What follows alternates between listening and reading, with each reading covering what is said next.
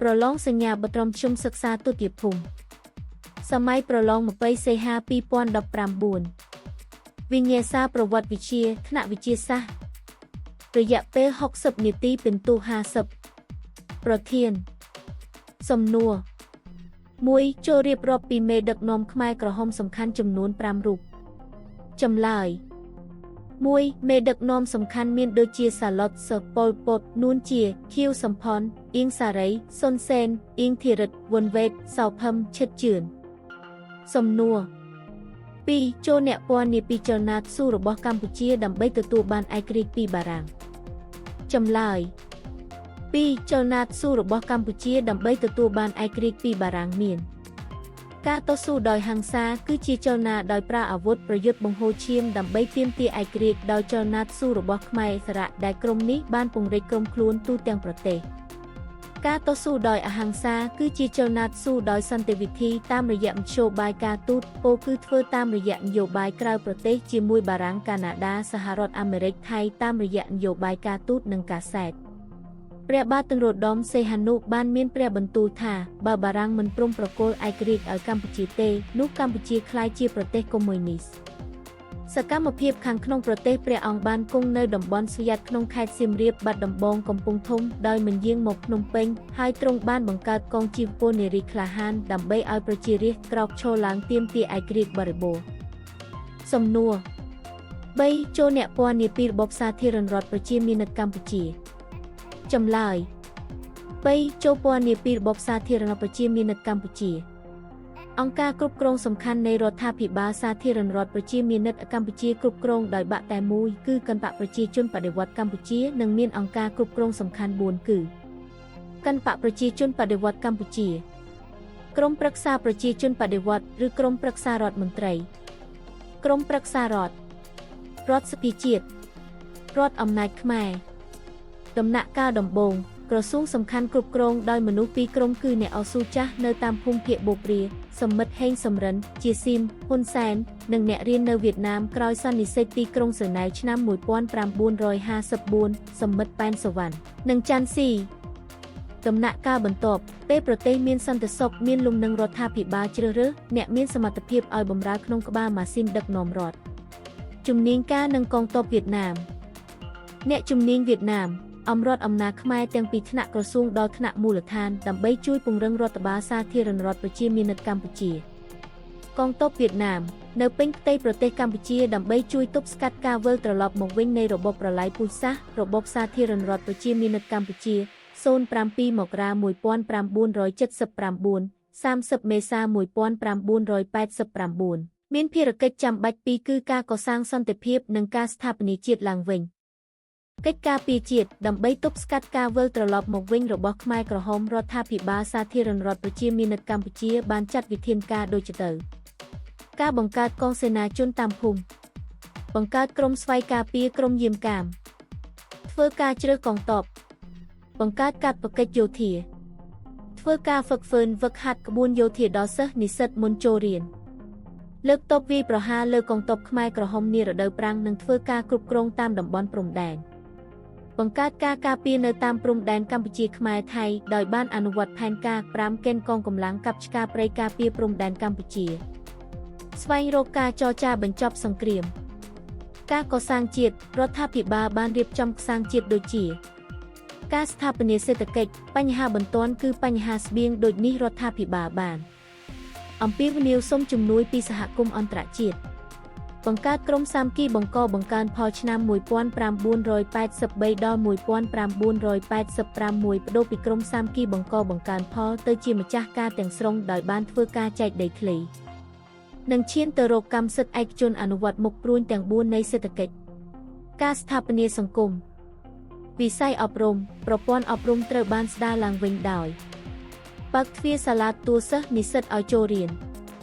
ធ្វើការជ្រើសរើសនិងបណ្ដុះបណ្ដាលគ្រូបង្រៀនជំរុញចលនាអក្ខរកម្មនិងបំពេញវិជ្ជាអនុវត្តនយោបាយអ្នកចេះច្រើនបង្រៀនអ្នកចេះតិចឯអ្នកចេះតិចបង្រៀនអ្នកអត់ចេះបញ្ជូននិស្សិតទៅសិក្សានៅបរទេសវិស័យវប្បធម៌បើកសេរីភាពដល់ជំនឿសាសនាប្រពៃណីទំនៀមទម្លាប់បើកទ្វារសាលាវិចិត្រសិល្បៈនិងប្រមូលផ្ដុំសិល្បករ វិស័យសង្គមបង្កើតមជ្ឈមណ្ឌលកុមារកំព្រាបង្កើតសាលាបណ្ដុះបណ្ដាលវិជ្ជាជីវៈសម្រាប់ជនពិការនិងស្ត្រីមេម៉ាយបង្កើតច្បាប់ការពារកម្មសិទ្ធិឯកជន1587វិស័យសុខាភិបាលបើកទ្វារមន្ទីរពេទ្យទទួលពិនិត្យនិងព្យាបាលជំងឺបើកទ្វារសាលាបណ្ដុះបណ្ដាលពេទ្យមានមហាវិទ្យាល័យវេជ្ជសាស្ត្រសាស្ត្រសាស្ត្រទុនសាស្ត្រសំណួរ4មូលហេតុអ្វីបានជាមានរដ្ឋប្រហារទម្លាក់សម្ដេចនរោត្តសីហនុឆ្នាំ1970រដ្ឋប្រហារនេះមានផលវិបាកអ្វីខ្លះដល់កម្ពុជាចម្លើយ4មូលហេតុនិងផលវិបាកនៃរដ្ឋប្រហារឆ្នាំ1970ហេតុដែលនាំឲ្យមានរដ្ឋប្រហារឆ្នាំ1970មុនរដ្ឋប្រហារប្រទេសកម្ពុជាជួបនៅវិបត្តិសង្គមសេដ្ឋកិច្ចនយោបាយយ៉ាងធ្ងន់ធ្ងរដែលមិនអាចដោះស្រាយបានដូចជាវិបត្តិសង្គមការបែកបាក់សាមគ្គីជាតិទៅតាមមនោគមវិជ្ជាដែលសាបព្រោះដោយអ្នកនយោបាយខ្មែរក្រហមខ្មែរខៀវខ្មែរ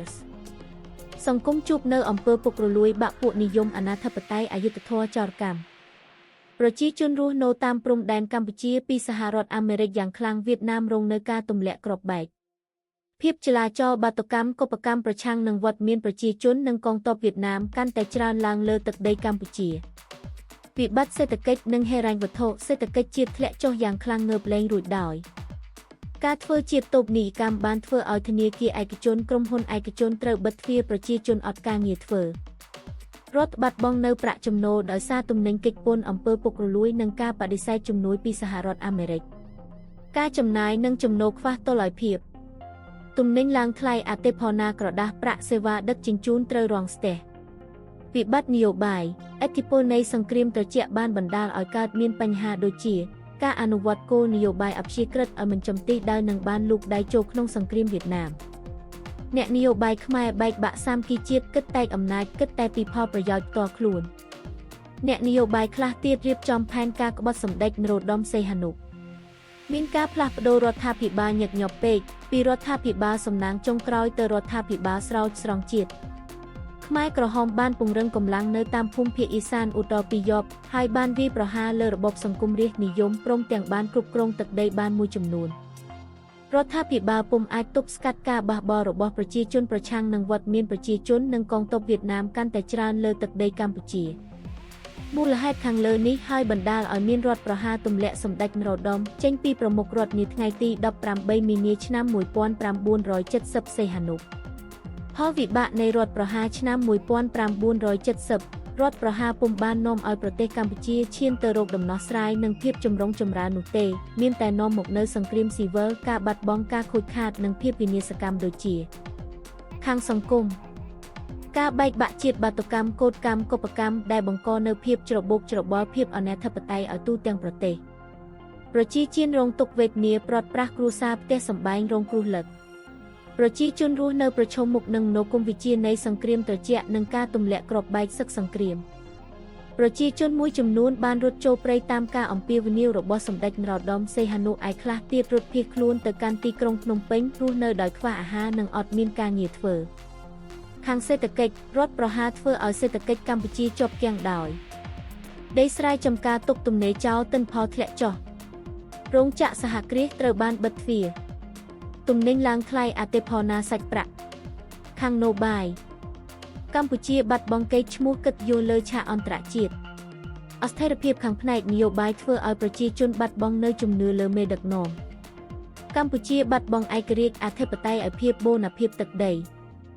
មានការផ្លាស់ប្ដូររបបនយោបាយជាការបើកផ្លូវឲ្យខ្មែរក្រហមឡើងកាន់អំណាចដែលនាំកម្ពុជាទៅរកការកាន់កាប់របបប្រល័យពូជសាសន៍មានចម្លើយត្រឹមត្រូវផ្សេងទៀត